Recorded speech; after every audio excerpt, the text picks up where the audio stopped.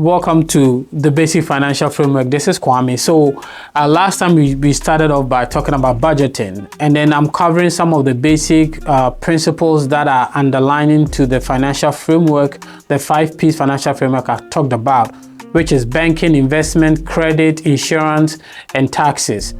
Well, one of the key things I know in my financial consultations that people have struggled with is debt management. How to handle debt. So many people find themselves in different kinds of debt that really begins to cripple them. And sometimes just working out of debt becomes a whole challenge for them. What happens is people really get crippled by that decision and they do nothing. And the goal is really to give you a strategy to really help yourself make progress. It will not happen overnight. Even in my own life, it did not happen overnight. It takes more years than you plan, but eventually you will get there. The most important thing is to start. So with debt management, the key is to start from somewhere. It may be that you have to ignore some of the debt that you have to pay and then focus on the ones that you can afford to pay. Or it could be that you really have to get to a place where you are paying all of it, but you have extra money to pay more than your minimum balances. Whatever your situation, I think having a strategy around debt management really helps you. And today what I want to share with you is a very simple strategy. It's straightforward, it's easy to do, but it works. And I know there's two major strategies that are very popular that are out there. There's the snowball method and there's the avalanche method. I will explain those two so you can have an understanding going into what I will share with you.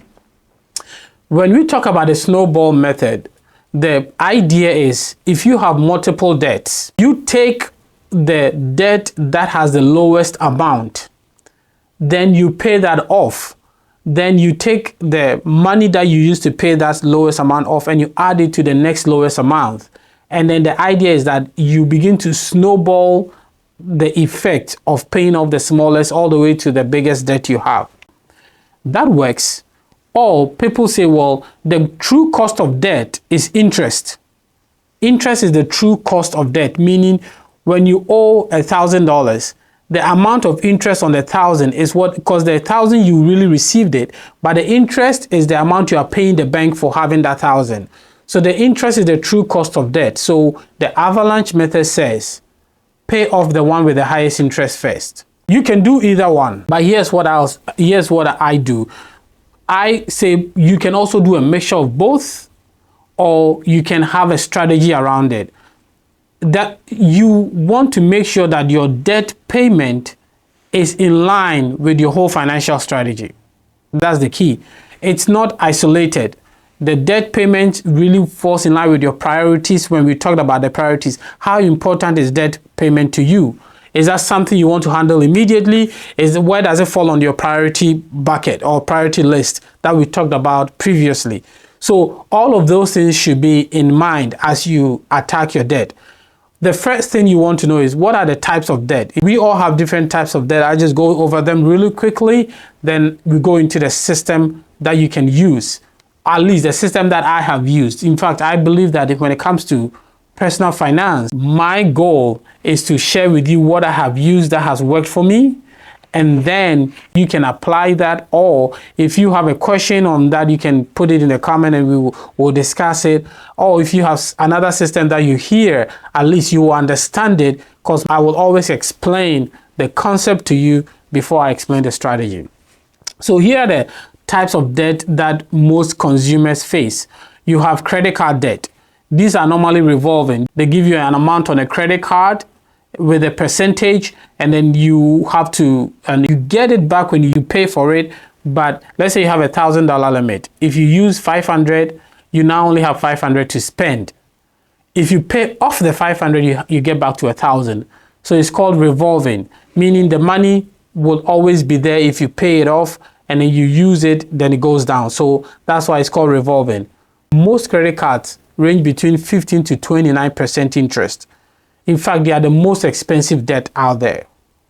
Think about it. At 15 to 29%, if you were paying that on your mortgage, $100,000 mortgage would cost you $29,000. That's really expensive. you don't even pay that much in taxes. So credit card debt is really expensive, but people don't pay attention to it because it's a small amount. It's relatively small. You may have a $4,000 credit card. So now 29% doesn't seem high, because what they do is they take that percentage and divide it by 12, and you pay it monthly. So it even looks smaller. So your mind is not drawn onto how much interest you are paying on your debt. But it's the most expensive debt, especially if it accumulates. Think of yourself having multiple credit cards and then paying $50 here, $20 here, $30 here, and all of that going to interest. You put all of that together, that's a huge amount. So credit card debts are one of the most dangerous debt to have. It's really high interest, really expensive, and they always get you. And they also impact your credit limit the most. So you want to be very watchful of those. We also have student loan debts. The reason why I'm very curious about student loan debt in a sense that most or some student loans don't even go away if you file bankruptcy. There's so much legal protection around student loans. Sometimes their interest is not as high, but they are there. So you just want to know, student loan debts are also, they grow really quickly depending on what percentage of interest there is. Some of them, if it's a federal loan where you don't have to pay interest whilst you're still a student, but the interest immediately begins to accumulate the moment you're out of school. So you just want to watch out for those things. But there's student loan debt, there's auto loan. When you get a car loan through the bank, it's called they call it a secured loan. A secured loan is any loan that is backed by an asset. So if you have a car loan, I'll talk about mortgages are also secured loans. Normally, a loan that is backed by an asset has less interest, because most banks charge interest based on risk. That's why when we talk about credit, you see how important credit is. But most banks charge interest based on risk. So the more risky a loan is, the higher the interest they will charge. When a bank gives you a car loan, the risk is not as high as a credit card, because the car loan, if you don't pay, they will take the car, and that will get back some of the money from the loan they've given you. So because of that, it's considered a secured loan. It's not as expensive. It's not as risky. So then that loan will have a less interest. So some car loans mostly depend on the interest rate. Right now we are living in a time, so depending on what time you're watching the video, the interest rate will determine your car loan. But we are living in a time where interest rate is about 7%. So you can find car loans anywhere between 4 and 9%. They can go lower or they can go higher because the bank sees it as a secured loan. So they may not be as expensive as credit cards, but they are also loans you need to watch out for. Then there are personal loans. Most personal loans are unsecured, so they are expensive. I talked about the security, because so you can get a bank give you $3,000-$4,000 loans. It's backed by nothing, so it's an unsecured loan, and those can be expensive too. And they can range anywhere between 6 to 30%, depending on the credit you have, right? And it depends on the interest rate, prevailing rate is what they call it, at the time you are watching this video. There's also the HELOC, or home equity line of credit, or a mortgage, and I'm going to explain the difference. When you buy a home, you get a mortgage. It's normally 30 years, and if it's a business, it's sometimes 20 years or 15 years sometimes.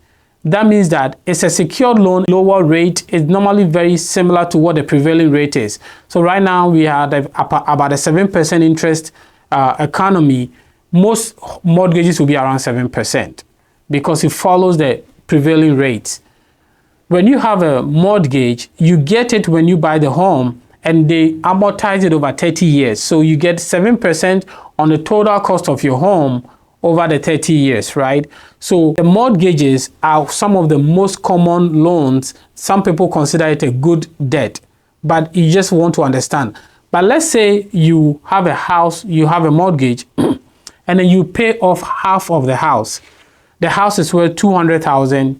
You had a mortgage for $200,000. You've paid off $100,000 of the loan. Now you only owe $100,000 on the house, but the house is still worth $200,000. You can go to the bank and say, I have 100,000 of equity in my house. I want you to give me a loan on that 100,000, and that I want it to be a line of credit. A line of credit means that they will give you that 100,000, but every time you use it and you pay it off, you have access to the 100,000 again. That is what they call the home equity line of credit. So it works like a credit card. It's cheaper because it's backed by the home. And then it's also a revolving credit, meaning every time you pay it off, you have access to it again. That is the home equity line of credit. Very different from a mortgage. So a lot of people also use that. Sometimes people strategically use that to pay off their credit cards because it's a much lower interest rate. What you don't want to do, people do this, is you have a credit card, you have a lot of credit cards, then you go take out a home equity line of credit, or you go get a big loan, a personal loan, which is lower interest rate, to pay off all the credit cards. Then you use the credit card again. What that will create is double trouble, because now you have the loan you've taken or the home equity that you've spent, and then you have the credit card built up again. So when you do that move where you take a home equity line of credit or you take a personal loan to pay off all those credit cards, lock them up, pause them, destroy them, don't use them, because your goal is to manage debt. And those moves can work if you have the discipline not to spend up the credit card again. So now that we know the different types of loans, there's multiple ones, but these are the most common ones that most people find themselves having to use, or having a loan that they need to pay off. What I do with this is, the first thing I always tell you, write it down. These are all the loans I have: credit cards, auto loans, home equity line of credit, mortgages.